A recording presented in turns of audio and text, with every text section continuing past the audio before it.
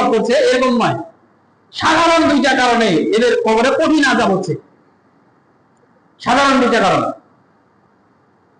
রাসূল সাল্লাল্লাহু আলাইহি ওয়াসাল্লাম বললেন যে এক ব্যক্তি ছিল পরনিন্দাকারী, চগলখোর, এর কথা যায় ওর কানে দিত, ওর কথা যায় ওর কানে দিত, এই কাজ করত। এই কারণে এর কবরে কঠিন আযাব চলতেছে, কঠিন শাস্তি হচ্ছে। মানে চুগলখড়ি করতো, এর কথা ওর কানে লাগায়, ওর কাছে ওর কানে লাগায়, সমাজের মধ্যে ফিতনা সৃষ্টি করে দেয়, যাকে আমরা বলে থাকি চগলখোর।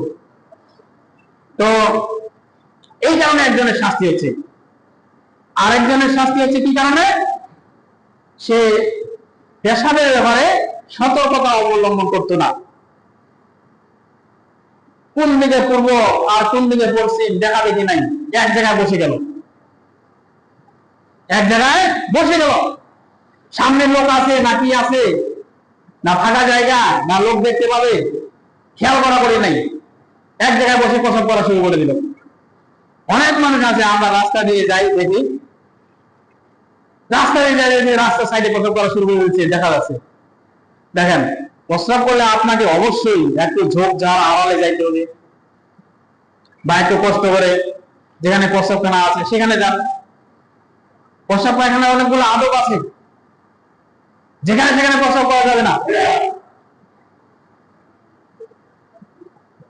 এর মধ্যে আপনার মনে করেন যে যেখানে মনে করেন যে মানুষজন বসে থাকে, কোন একটা ছায়াদার গাছের নিচে মানুষ বসে থাকে, ওখানে প্রস্রাব করা যাবে না। যেখানে মানুষ বিশ্রাম করে ছায়ার নিচে, ওখানে প্রস্রাব করা যাবে না। পূর্ব পশ্চিমে মানে কেবলা মুখী অথবা কেবলা বিপরীত,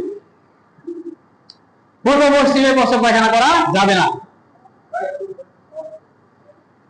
আপনি পশ্চিম দিকে কেউ প্রস্রাব করলো না, কিন্তু যদি পূর্ব দিকে করে সেটাও নিষিদ্ধ।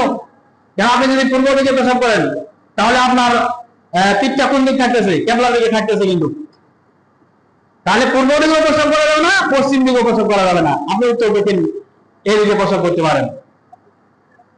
এটা একটা নিয়ম।